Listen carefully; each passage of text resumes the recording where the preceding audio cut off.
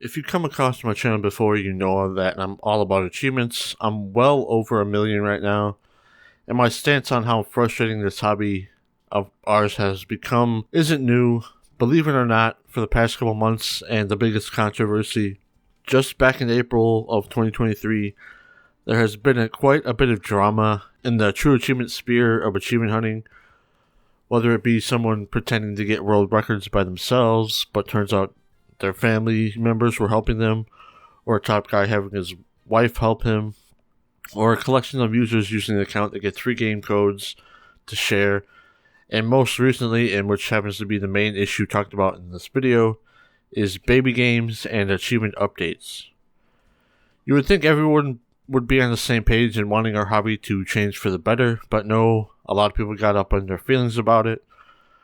Now, some will call me a hypocrite because I played a lot of these easy games, but a lot of us do, and I and others have the mindset that the achievement lists of these games are an issue and something needs to change. Throughout this video, I will be laying out all the issues and countering all of the main points from those who think that everything's okay in achievement hunting. Thankfully, one person, Bonkekook Gaming, has wrote a blog laying it all out that's easily counterable, has said there's no thought out position on this side of the topic. This video will serve as the foundation for wanting something to be done. Before we get into it, let's do a crash course in some terminology for those who aren't well versed in this side of gaming. True Achievements /TA.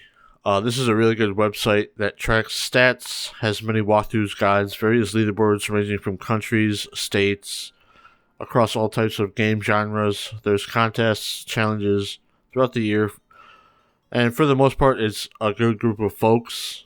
If you haven't signed up yet, you should. For the PlayStation side, I will be using PSN profiles. It's sort of the same leaderboards, forums, game guides, walkthroughs, all that jazz. Baby games. These are games where the achievements are so incredibly easy that anybody can do them. They require no guide whatsoever, and most of them have us play 25% or less of the game. They also get 1,000 gamerscore updates that add nothing to the game, maxing out at 5k, but one in particular snuck past at 6k Cruise Brothers, but that was a mistake. It's not going to happen again. You may be thinking, oh, Master Chief Collections has 7,000, but that's first party and it's a collection of games, so it makes sense. Easy games. These are the vast majority of games that require full playthroughs, certain playstyles, multiplayer achievements, maybe collectibles. We'll touch on this more later. There is one issue that has always been a problem in this achievement hunting community, and that is games launching with broken achievements that may or may not get fixed. Some devs are really good at taking feedback and fixing them, others not so much.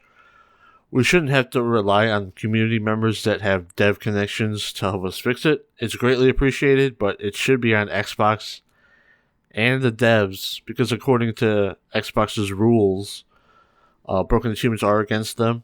There has been an interesting little update while I was writing all of this. Xbox has actually deleted a unattainable glitched achievement from Game Pass game Homestead Arcana and allocated the gamerscore elsewhere. It's a step in the right direction, but I'm not sure if this is going to be a regular occurrence, and it's probably not going to go back to 360 games, which if it's going to be, that's great, because I know a lot of people want Fable Anniversary have that smart glass achievement fixed or changed or auto-popped. If Xbox is going to deal with achievements like this, I hope they just change the unlock conditions for multiplayer achievements, because mostly multiplayer achievements are the ones that get discontinued and become unobtainable.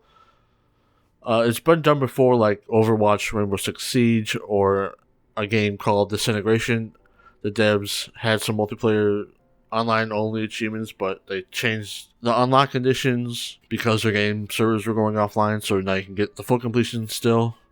Or have alternate unlock conditions like Mass Effect Andromeda. I don't think auto-popping multiplayer achievements is the way to go, because it wouldn't be fair to the ones that got it in a timely manner, and everyone would just wait a few years and get them with no effort.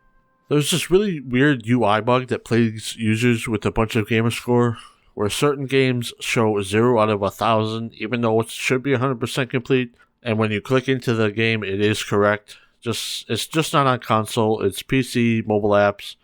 They all do the same thing. It's never consistent on which game it affects. There should be an easy fix on Microsoft's end. A potential cause of this is having a lot of games. I have almost 1,500 played. I know others have more than me, but I think it's something to deal with that also. I feel like the achievement issues were bubbling to a point where a fissure was going to be caused in the community, and it came when one user, Baby Gamers Suck, aka Martel18, decided to speedrun 1 million gamerscore and ended up with 245,000 in a day, which ended up getting him banned from Xbox Live, but was quickly got reversed. And right there, it should have been, something was messed up, even if Microsoft didn't realize it was that bad. He ended up with over 700,000 in a month. With this feat, TA published an article about it. He did prove a point, and a former world record holder was outed as someone who used family members to help him. There was a certain period of time where achievements were unlocking every minute for a while, and nobody can do that by themselves. It should have been a wake-up call to the community, but no, certain gamers got upset about this for some reason. Why wouldn't you want our hobby to change for the better? People ended up saying they were going to leave the site. The only reason somebody can get so much gamerscore in a short amount of time is a lot of easy games and the ever-growing amount of baby games that have been getting achievement updates every couple of months, or more recently, just a day after release. I've seen a lot of people conflate easy games equal baby games, or all easy games are on the same level of easiness. I definitely don't agree. Vast majority of AAA and various genres of indie game releases are all easy to get all the achievements. By all metrics, Elden Ring can be qualified as an easy game. Sure, there's only one boss fight, the Millennia fight. That can pose a problem for many people, but there's many options to help out with that. You got co-op, grinding out levels, the ashes to help you out. Take the recently released Ravenlock. This game is an easy game, but it takes 4 to 5 hours to finish. Sure, it's got incredibly easy boss battles and combat in general. There's a handful of collectibles and some slight grinding involved. We had to experience the game, what it had to offer. Baby games are small in number now, but it does seem it has some sort of hold on some achievement hunters. With these games, they are incredibly easy, that don't need a guide, and having us play only 25% a game or less, but end up adding more achievements and no content. Most achievements added are stuff that is already done in the base list, or adding more levels to beat. To me, if you don't have us play through the whole game in your base list, you have no faith in your project you're developing or publishing. These games are published by a handful of port houses, Desert Water Games, Zithalon, Sometimes You, East Asia Soft, Redaleka, Turnox, and Chili Jelly Interactive. There's probably more I'm missing. Now, some games from Sometimes You, Redaleka, East Asia Soft aren't super easy and are legit decent small games with some charm, but those are coming increasingly rare. Most recently, Color Pals from East Asia Soft released with 12 achievements having to beat 32 levels, but a few days later had 5 more achievements that added 1k to play up to the last level is 50. Which is my question, why not have us play through the 50 levels in the first place? I believe these updates don't actually lead to more sales, according to TA player counts, and I feel like more and more are getting annoyed at the release cadence of these games. Now, most only cover around 2,000 players now. Some are higher, like 15,000, 20,000. Now, some people may think these games don't have enough content to carry a decent list throughout the game, but that's clearly thinking poorly. Clearly space out the achievements that are already doing it to the end, instead of doing updates that add no content. Like, take Goddamn the Garden. 3 of the achievements were wasted on killing a bunch of enemies. You could have done 3 for killing each boss, maybe killing a boss without getting hit. You can do multiple stuff. Now, it is unfair to drag visual novels down into this, because by design, there isn't much gameplay elements, but those, they don't have to have a press RB to skip all of the text and finish the game, get all the achievements. You can have skip already seen text because that's a great quality of life thing, or have the unlock conditions of achievements and trophies get blocked by using auto skip. Take Cabaret for example. It's a visual novel. It does the list right. Multiple endings, multiple choice-driven achievements, minigame achievements. You actually have to engage with the game to get them all. Now, every time easy games are brought up, some people say, oh, 360 had them too, and that is wrong on multiple levels. They'll always jump to Avatar: The Last Airbender, The Book of Earth. To be fair, that was the OG easy gamerscore game, but that wasn't by design, just development problems that caused them to ship with an easy list. Or King Kong. Even with that, you had to finish the whole game to get 1,000 gamerscore, which took 68 hours, and it was a decent licensed game at that. Next to throw out all of the super early sports titles, but they seem to forget that achievements were new at the time, and I think the most famous one is Madden 06, with a super basic list, like get a first down, get a touchdown, win a Super Bowl. The hardest achievement there is to do 30 years of franchise mode, which takes 4 hours if you sim it all.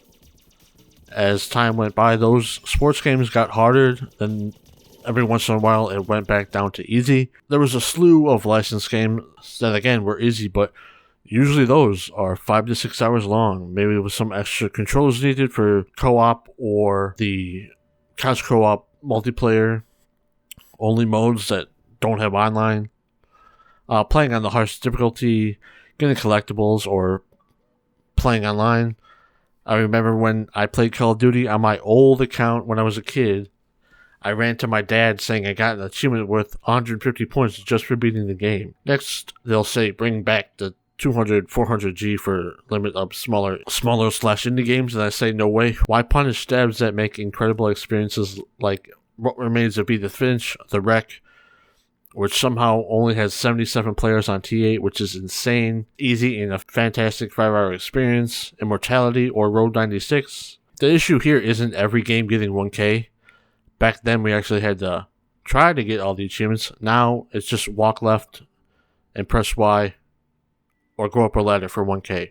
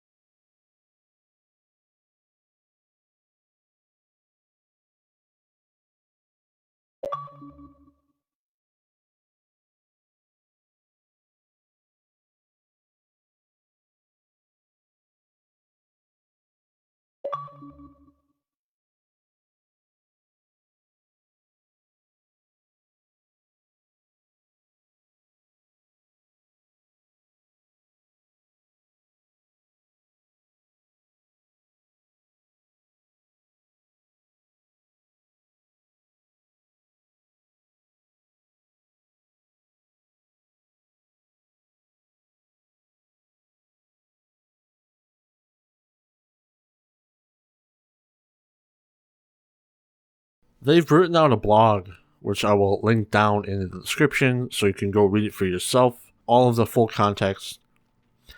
At the time of writing this, they are 87th place on the TA Global Leaderboard, so keep that in mind.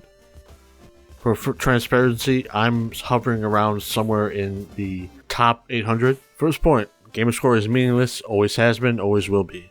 While this generalized statement is true, if we are part of a community of players and are always on a website dedicated to achievements, let's not forget the Trophy Hunting Achievement 2 on PlayStation.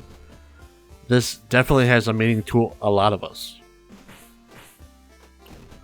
Point 2, getting 1 million isn't easy because only 1,000 out of almost a million players on TA have crossed 1 million. First off, if you're going to use TA stats, you should at least use accounts that have over 400,000 gamerscore, which is only around 8.5k. It's been 18 years. If you haven't crossed that point by now, you were most likely just started, played on Xbox for a while, then switched to PlayStation, or you never really took high gamerscore into account.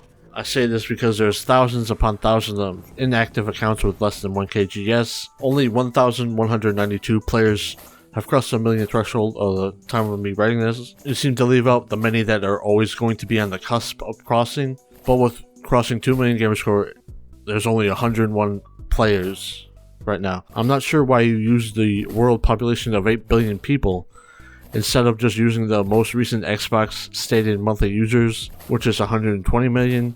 Of course, the number of people getting 1 million is incredibly small. This is very niche and expensive hobby. 3, getting 1 million isn't easy because not everyone is a lifelong gamer. This is just so disingenuous. Of course, if you throw a controller to a non-gamer, they're gonna struggle. But if you're just getting into gaming now, these baby games, which is the whole point of this argument, would be nowhere near their radar. A lot of them are bottom of the barrel gaming, sometimes even below that barrel. If you recommend these games to someone to actually play, you are cruel and a terrible person. That's a major thing with these games. The vast majority of consumers are us, the achievement hunters. The only exception is the shmups or visual novels. It's common sense, not every gamer is going to be great at every game. Like the ACA Neo Geo games, some can knock them out easily, others may struggle. Time and money is king, and potential burnout. These are the only 2 points that I agree with. If you have a lot of disposable income and hours upon hours of free time, you can very quickly climb the leaderboards and get gamerscore. This has always been the case since the first days of achievement hunting, and I know burnout all too well. These games take a toll because these are some with the worst design, worst controlling games you can touch. With multiple coming out weekly, if you want to stay competitive, you need to play them all. Constant playing these games make this hobby feel like a chore or a job. Typical argument, like I said earlier. Hypocrites because we all use achievement guides, walkthroughs, achievement worlds in Minecraft or console commands, which those are scummy. Do everything legit or you have no ground to stand on. Is this what it's come to? Even if someone used a walkthrough or a video guide, they still played the game. Even if someone used a Danganronpa or Zero Escape guides, did it make it easier? Yes. But again, the player is still playing the whole game. I don't think it's contradictory to use guides and say a game is easy or complain about baby games, because those, for the most part, do not need a guide. Guide makers are incredibly valuable. I do it myself sometimes, but the issue here is the vast majority of content creators cover the same games over and over again, leading people to miss out on certain games. We should push our creators to do more and do better, but that would require them to do more work, and it's not as good as for SEO. My most recent collectibles guide was for a game with just over 100 players, and the one before that had less than 600. I feel like as achievement content creators, we're sort of the tastemakers for people just getting into the hobby. We should be pushing towards more quality games. And another thing, these baby games don't even need a guide unless it's some sort of puzzler or visual novels that need some choices to get certain endings. The real kicker here is to this whole thing, they even agree it has gotten easier to get gamerscore these days, and how this hurts contests for true achievements or even the Xbox Hall of Fame thing they did. If you ever wondered why we've never seen the get 10k GS for 10,000 Microsoft rewards points promotion recently, you can thank these games for that.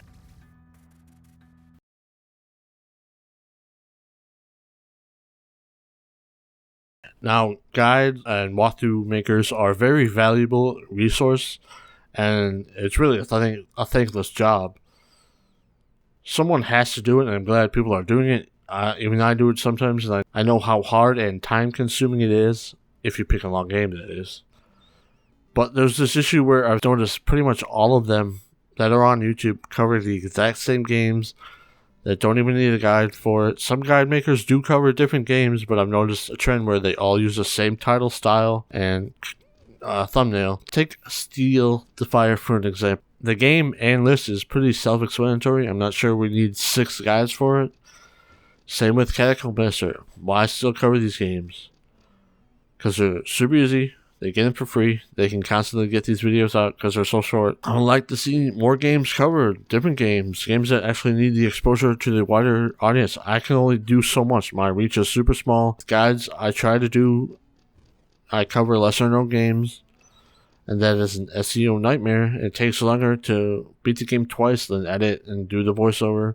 I see multiple games on TA where the player counts are super low, and that's very sad. Take the Wreck, for example. I said 77 earlier, but it's actually 78 now. I know it's a steep price at $20, but it's well worth the price. Meg's Monster, $15, but only 146 players. Great game. Great little RPG. Like I said before, content creators are the ones that can lift these games up and cover incredible good games in some shovelware. There's always someone saying Xbox should add a platinum trophy equivalent, and my response to that is why? What would that accomplish? On paper, the platinum being an easy identifier of, oh, this person beat this game, or having a high platinum count means something. I would like Xbox to bring back the completed games counter like they had on the 360. Funny thing is, the inflation of platinums is so bad, it makes me complaining about achievements laughable.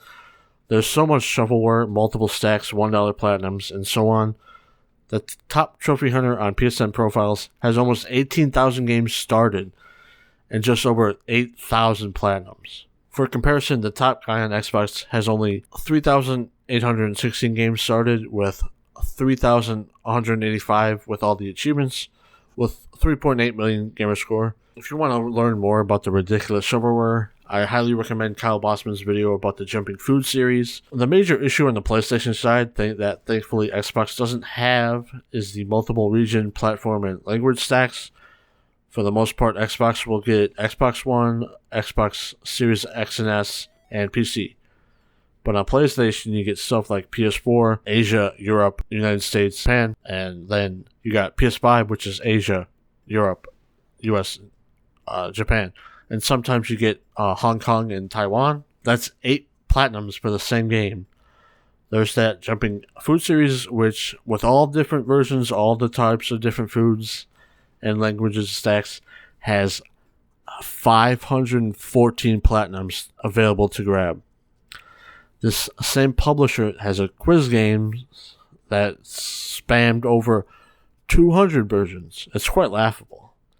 If Xbox got its platinum trophy, the same problematic baby game spam we have on our side will just spam those platinums.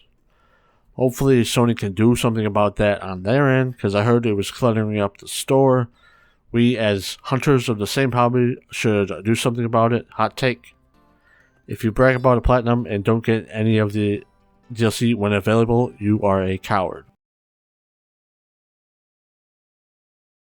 The last point I want to cover is all these easy games let people catch up to the top guys, which is a whack point, because it's only true if they stop playing. Remember when I showed my GS and I was only 60k over a million? Well, if you haven't been paying attention, I am well over 1.1 million gamerscore. Over the span of 2 days, I got 65,731 GS. With that weekend, I even worked 4 hours, went out to breakfast, went grocery shopping, and played some Redfall with a friend at night.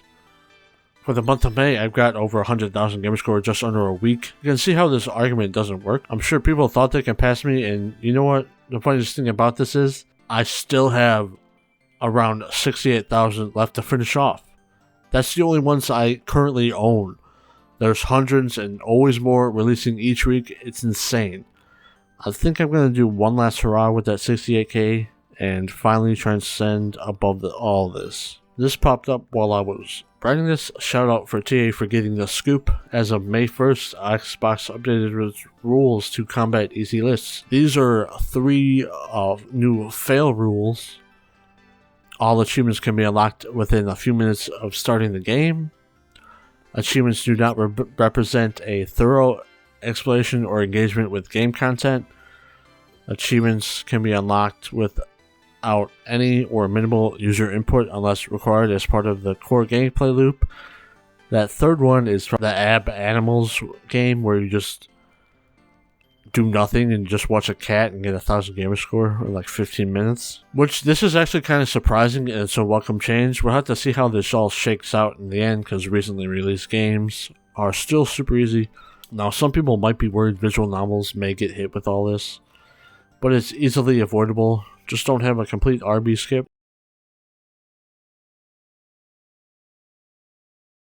You're probably wondering what the solution is, and there's 2 parts to it. We should encourage devs and publishers to actually make good achievement lists and then have us play the full game. Before you write your comment, oh, why don't you just play the game fully already?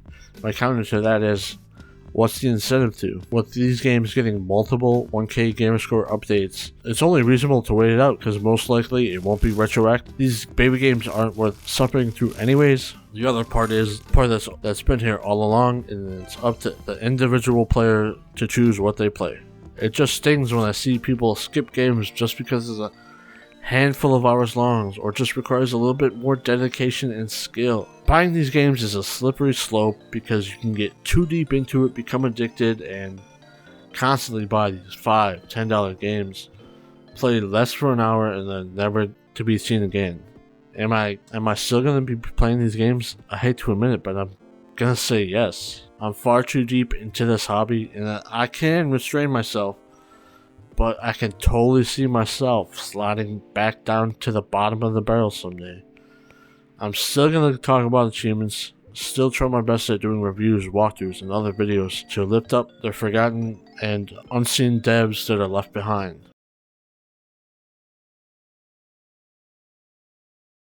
Throughout this journey of playing games that no one or close to no one enjoys, I have played 57 or 56 if you don't count a stack of visual novel. If you started today on a fresh account, barring one signal because that was delisted, you would get 135,000 thanks to multiple achievement updates. This would end up costing you $349 US. That's a crazy amount of money if everything was bought at full price. Thankfully I didn't. I always buy on sale, and I had these games for months, maybe years at this point. Is this something I can be proud of? Not really, but it has lifted some weight off my shoulders because that's 57 games off my backlog list, and I can focus on other games that I will most likely have fun playing, and I can do more videos, whether it be walkthroughs, reviews, or just more achievement content. Remember, I never said you can't play these baby games, but I do want this hobby to become better. If you liked this video, leave a like and comment down below your thoughts on the state of achievement and trophy hunting. Subscribe if you haven't already, and I'll see you in the next video.